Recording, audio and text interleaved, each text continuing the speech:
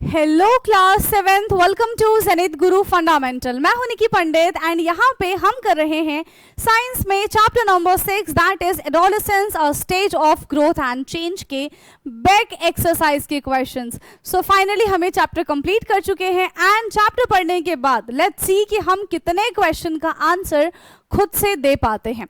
ठीक है, तो आपको जितने क्वेश्चन का आंसर आता है बेटा आपको कमेंट करके बताना है, राइट? चलिए तो शुरुआत करते हैं अपने हम पहले क्वेश्चन से एंड आई होप कि ऑडियो एंड वीडियो आप तक एकदम क्लियर होगा, right?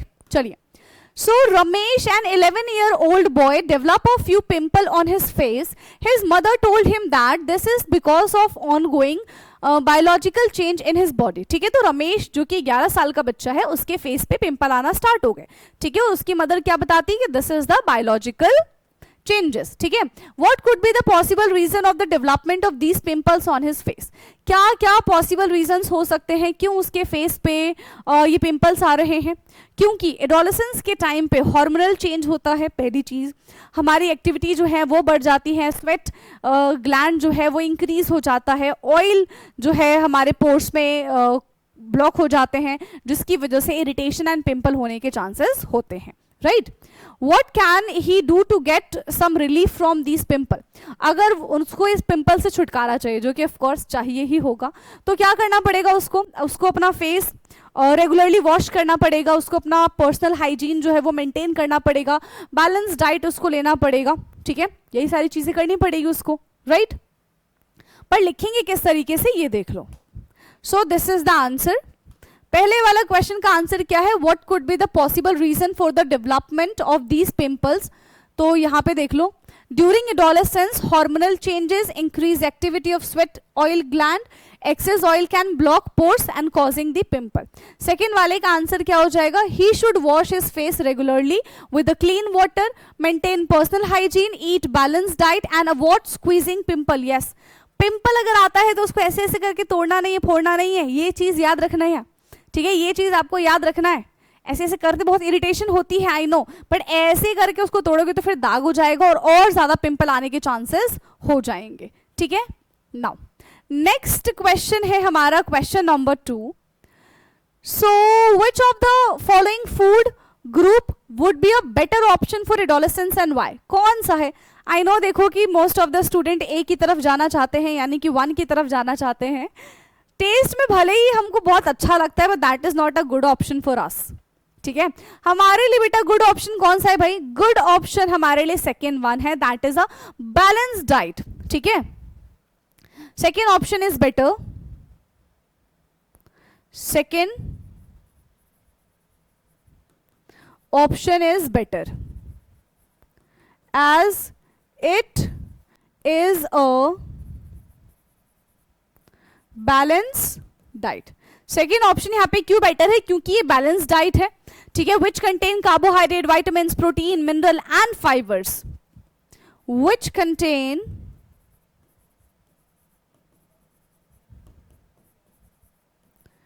Carbohydrate,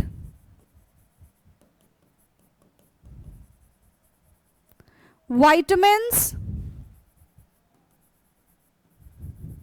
minerals, fat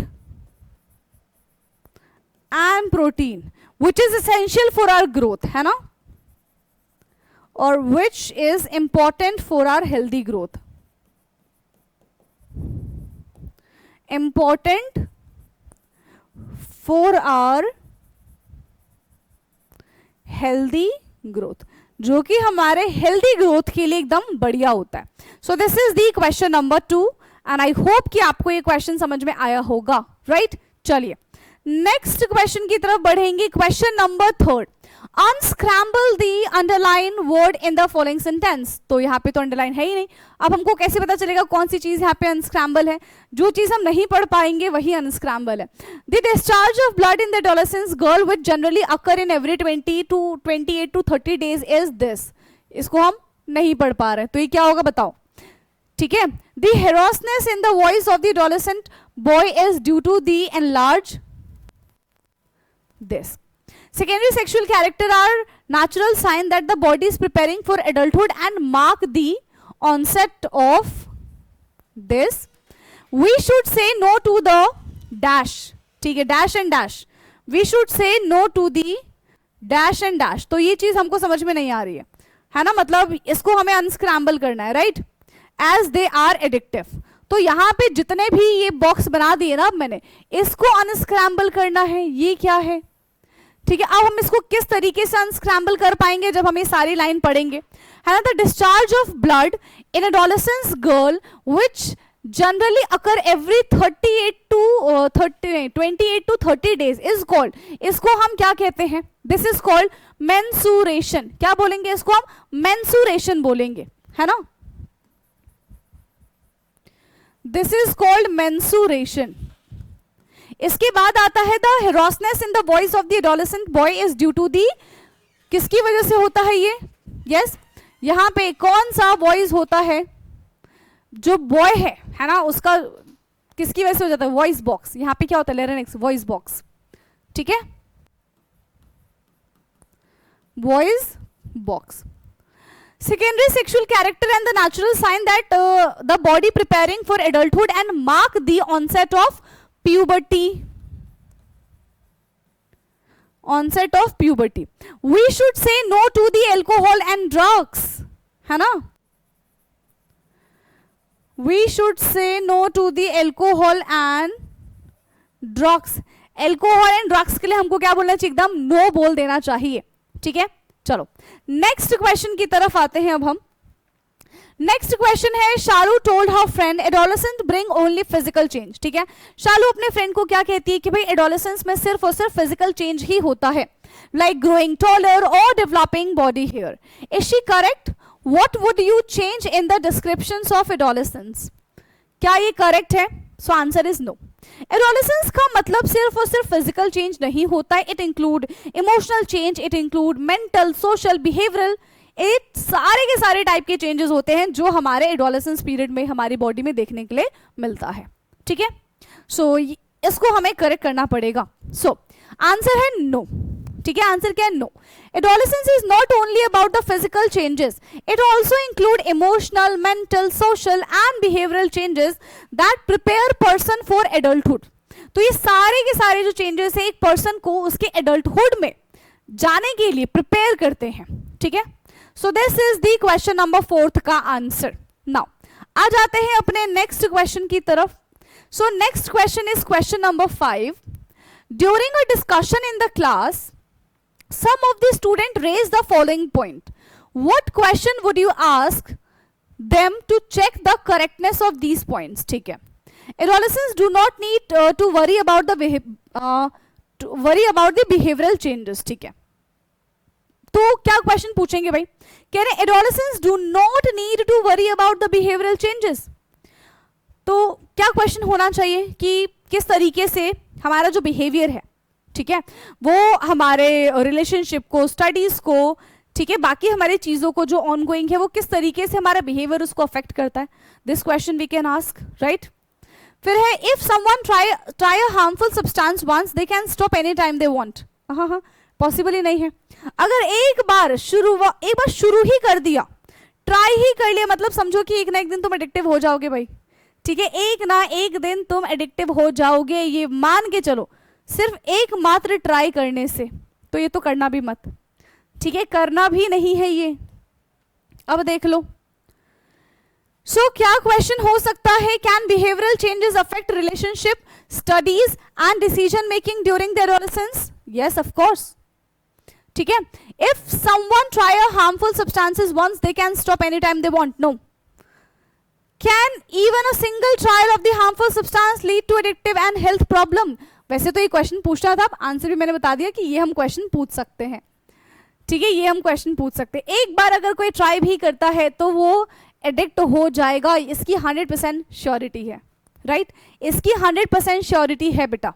now next question is question number 6। Adolescent sometime experience mood swings. Yes, on some day they feel very energetic and happy, while on the other day they may feel low. What other behavioral changes are associated with this age? तो देखो इस as में बहुत ज्यादा mood swings होते हैं, yes, ठीक है, हमें लगता है कि हम ही सही हैं, कुछ भी कर लो भाई हम ही सही है। हमें बहुत ज़्यादा इंडिपेंडेंट होने का मन करता है, ठीक है। हमें लोगों की बातें बुरी लगने लग जाती है, हमें कभी कभी बहुत जल्दी गुस्सा आ जाता है, हम कभी कभी बहुत जल्दी खुश हो जाते हैं, सेंसिटिव हो जाते हैं हम, ठीक है। अपने ओपिनियन देना स्टार्ट कर देते हैं, और अगर हमारे ओपिनियन को वैल्यू नहीं मिलती है तो हम सोचते हैं कि भाई सामने वाले को कुछ नहीं आता, ठीक है। तो इस टाइप के चेंजेस हमें हमारे एडोलेसेंस पीरियड में देखने के लिए मिलता है, राइट। नाउ क्या क्या पॉइंट है? Become more independent. हम कैसा फील करते हैं भाई इस एज में? हम बहुत ज्यादा इंडिपेंडेंट फील करते हैं। Be more conscious about appearance. हम किस तरीके से दिख रहे हैं ये बहुत मैटर करने लग जाता है हमारे लिए। क्यों? क्योंकि इस एज में हम सोशली बहुत ज्यादा एक्टिव हो जाते हैं, ठीक है। जब हम सोशली एक्टिव हो जाते हैं तो सोशल मीडिया पे सोचो हमें बहुत ज्यादा अट्रैक्टिव दिखना होता है, हमें बहुत ज्यादा अच्छा दिखना होता है। क्यों? क्योंकि हमें बहुत सारे फ्रेंड्स बनाने होते हैं, हमें लोगों से कंपैरिजन खुद को करना होता है। दैट्स व्हाई उस एज में हम अपने ऊपर बहुत ज्यादा ध्यान देने लग जाते हैं, ठीक है। एक्सपीरियंस मूड स्विंग्स, बहुत जल्दी मूड स्विंग्स हो जाते हैं, right. Develop new interest and friendship, ठीक है। आज हमें मन कर रहा है कि हम पेंटिंग शुरू करेंगे, सारा सामान लेकर आ जाते हैं, अगले दिन हमारा मूड ही चेंज हो जाता है ना। हम बोलते हैं कि नहीं यार पेंटिंग बहुत हो गई, एक काम करते हैं जिम जाएंगे कल से, ठीक है। फिर जिम की मेंबरशिप ले लेते हो, और फिर अगले दिन से बोलते हैं यार सुबह सुबह नहीं उठा जाएगा, हम एक काम करते हैं हम ना क्रिकेट खेलते हैं, फिर अगले दिन तुम्हारा फुटबॉल हो जाता है। फिर इस तरीके से बहुत सारे हम क्या करते हैं, हमारे मूड स्विंग्स होते रहते हैं, ठीक है। हमारे नए नए इंटरेस्ट बनते रहते हैं, फ्रेंडशिप होती रहती है। Become more sensitive to others opinion. हम बहुत ज़्यादा सेंसिटिव हो जाते हैं इस एज में, ठीक है, एडोलेसेंस वाली एज में। So these are the changes जो होते हैं हमारी बॉडी में। नाउ नेक्स्ट क्वेश्चन है question number 7। While using a toilet, Mohini notice that used sanitary pad was scattered near the bin and she got upset and shared her feeling with her friends. They discussed the importance of menstrual hygiene and healthy sanitary habits. What menstrual hygiene and sanitary habits would you suggest to your friends? See, ये चीज़ तो देखो यार मैंने भी बहुत जगह देखी है and I think आपने भी देखा होगा, ठीक है। जब हम लेडीज वॉशरूम में जाते हैं, ठीक है, पब्लिक वॉशरूम की अगर हम स्पेसिफिकली यहाँ पे बात करें, ठीक है, जैसे आप एयरपोर्ट पे तो खैर नहीं, आप ये रेलवे स्टेशन पे चले जाओ, ठीक है। कभी अगर आप मेट्रो स्टेशन के वॉशरूम में भी जाते हो तो वहां पे भी आपको देखने के लिए मिल जाएगा। अपने स्कूल्स के वॉशरूम में भी आपको ये चीज देखने के लिए मिल जाती है, ठीक है, कि कुछ लोग क्या करते हैं सैनिटरी पैड्स को यूज करके उसको अच्छे से रैप करके नहीं फेंकते हैं, ठीक है। हॉस्पिटल्स वगैरह में खास करके बहुत ज्यादा कॉमन होता है, आपको देखने के लिए मिल जाएगा, ठीक है। सैनिटरी पैड को ऐसे ही खुले में फेंक दिया जाता है। So that is very unhygienic, ठीक है, वो बहुत ज्यादा अनहाइजेनिक होता है। तरह तरह की बीमारियां उससे होती है, पहली चीज। दूसरी चीज, देखने में कितना ज्यादा गंदा लगता है, ठीक है, और बीमारियां भी होंगी, राइट। सो यहाँ पे मोहिनी ने टॉयलेट में ये चीज देखी, ठीक है, और उसको ये चीज बहुत गंदी लगी। ये चीज उसने अपनी जो फीलिंग्स है उसने किसके साथ शेयर की? अपने फ्रेंड्स के साथ शेयर की। They discuss the importance of the menstrual hygiene and healthy sanitary habits, ठीक है। फिर उन्होंने इस चीज पे चर्चा की, इस पे उन्होंने बात की, ठीक है। तो बेसिकली अगर हम यहाँ पे, ठीक है, किसके बारे में बात करेंगे? मेंस्ट्रुअल हाइजीन के बारे में बात करते हैं। तो क्या होना चाहिए मेंस्ट्रुअल हाइजीन? जो भी यूज्ड पैड है, ठीक है, जो भी यूज्ड पैड है उसको हमें क्लियरली अच्छे से उसको रैप करके फोल्ड करके डस्टबिन के अंदर ही फेंकना होता है। इस तरीके से ऐसे ही हमको डिस्पोज नहीं करना होता है, ठीक है। मेंस्ट्रुअल के टाइम पे हमें अपने जेनिटल एरिया को बहुत अच्छे से क्लीन करना होता है। टाइम टू टाइम हमें पैड को चेंज करना होता है ताकि बैक्टीरियल ग्रोथ ना बढ़ जाए, ठीक है। एंड कभी भी पैड को खुले में नहीं फेंकना चाहिए, ये चीज याद रख लो। हमेशा उसको डस्टबिन में ही रखो। कैसा पैड यूज करना है? डिग्रेडेबल पैड हमको यूज करना है, ठीक है। कैसा पैड यूज करेंगे बेटा? डिग्रेडेबल पैड हमको यूज करना है, सैनिटरी पैड, राइट। तो what menstrual hygiene and sanitary habit would you suggest to your friend? तो ये यहाँ पे है, ठीक। Use clean sanitary pad and change them regularly. हमें हमेशा क्लीन सैनिटरी पैड यूज करना चाहिए और टाइम टू टाइम उसको चेंज करते रहना चाहिए, ठीक है। ऐसा नहीं होना चाहिए कि अभी मान लो कि अगर हमारे पीरियड्स चल रहे हैं, ठीक है, तो अभी सुबह हमने सैनिटरी पैड का इस्तेमाल किया और हम अगले दिन चेंज कर रहे हैं या फिर 12 घंटे बाद चेंज कर रहे हैं। नहीं, ऐसा नहीं होना चाहिए। एटलीस्ट आप कोशिश करो कि 6 घंटे के बाद आप उसको चेंज कर लो, right. Wrap use pad properly before disposing of them in bin. तो डस्टबिन में फेंकने से पहले ऐसे खुला ही उसको डस्टबिन में मत फेंको, उसको अच्छे से रैप करो, ठीक है, और तब उसको डिस्पोज करो। Keep the genital area clean of course. Wash hand before and after the changing pad, ठीक है, क्योंकि आप वॉशरूम में जा रहे हैं, आप चेंज कर रहे हैं, तो आपको अपने हाथों को भी, क्योंकि देखो सिर्फ अपने जेनिटल पार्ट या फिर प्राइवेट पार्ट की ही क्लीनिंग इंपॉर्टेंट नहीं है, हमारी पूरी बॉडी की क्लीनिंग इंपॉर्टेंट है, ठीक है। तो पैड का इस्तेमाल करने के बाद, ठीक है, आपको अच्छे से अपने हाथ क्लीन करने हैं। पैड का यूज करते समय भी आपको बहुत अच्छे से अपने हाथ को क्लीन करके ही पैड का इस्तेमाल करना चाहिए, राइट, क्योंकि हमारे प्राइवेट पार्ट्स बहुत ज्यादा सेंसिटिव होते हैं। Never throw use pad in the open places, कभी नहीं फेंकना चाहिए, राइट। सो ये सारे के सारे menstrual hygiene and sanitary habits है जो हमको फॉलो करना ही चाहिए, ठीक है। और अगर कोई फॉलो नहीं कर रहा है तो उसको समझाना चाहिए, उसको बताना चाहिए, ठीक है। Now question 8, Mary and Manoj were classmates and good friends, ठीक है, ये क्लासमेट्स भी हैं और बहुत अच्छे दोस्त भी हैं। On turning 11, Mary developed a little bulge on the front of the neck. She visited doctor who gave her medicine and asked to take iodine-rich diet. ठीक है. So on turning 11, Mary के यहाँ पे neck पे थोड़ा सा ऐसा उठा हुआ स्वेल हम बोल सकते हैं कि वो हो गया। फिर वो डॉक्टर के पास गई एंड डॉक्टर ने क्या सजेस्ट किया भाई कि आयोडीन रिच डाइट लेना है मैरी को। क्या लेना है? आयोडीन रिच डाइट लेना है मैरी को, ठीक है। Similarly a bump was develop on the front of the Manoj neck, ऐसे ही मनोज को भी हो गया when he turned 12. However, the doctor told him that it was a part of the growing up. According to you, what could be the possible reason for advising Mary and Manoj differently? क्या reason हो सकता है? देखो reason है, ठीक है, दोनों का अलग अलग रीजन है। अगर हम मैरी की बात करें तो मैरी का जो बल्ज आउट हुआ है वो किसी डिजीज की वजह से हुआ है, दैट इज कॉल्ड गोइटर, ठीक है।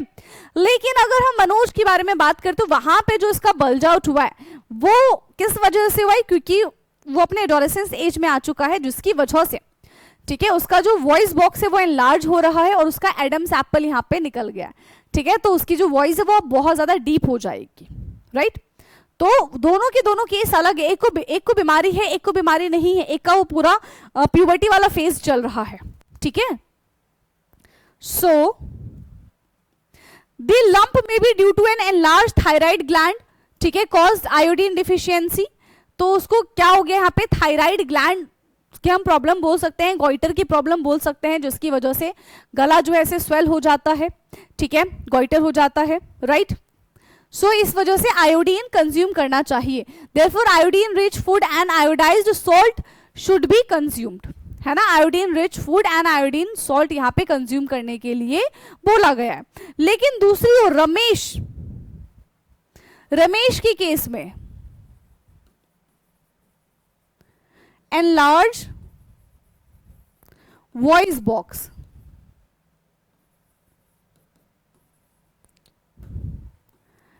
and the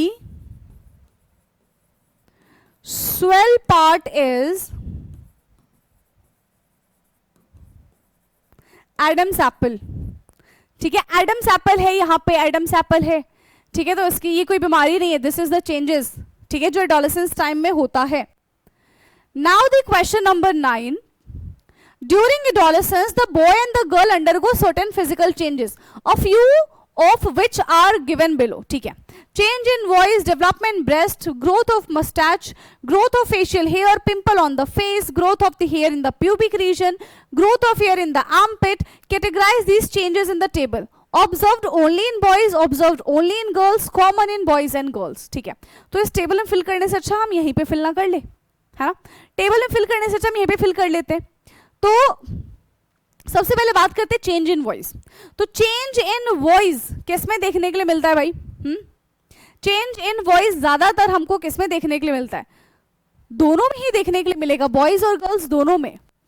development of breast सिर्फ गर्ल्स में, ग्रोथ ऑफ मुस्टैच सिर्फ बॉय में। फेशियल हेयर किस में देखने के लिए मिलता है भाई? हाँ, फेशियल हेयर ज्यादातर बॉयज में देखने के लिए मिलता है, गर्ल्स में इतना नहीं देखने के लिए मिलता। पिंपल ऑन फेस दोनों पे देखने के लिए मिलेगा। Growth of here in the pubic region दोनों में देखने के लिए मिलेगा।